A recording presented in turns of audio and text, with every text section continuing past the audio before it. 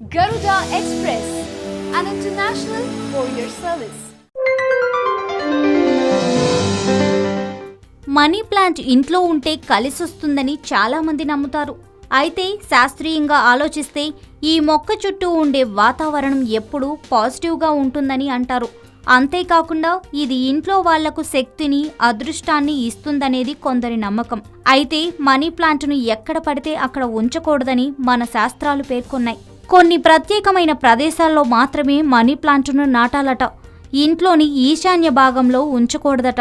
అలా ఉంచితే లాభం కంటే నష్టమే ఎక్కువట. ఉన్నదంతా కరిగిపోవడమే కాదు, ఇంట్లో వాళ్ళు అనారోగ్యాల బారిన పడతారట. ఈశాన్యంలో బరువు కూడా ఉంచకూడదు.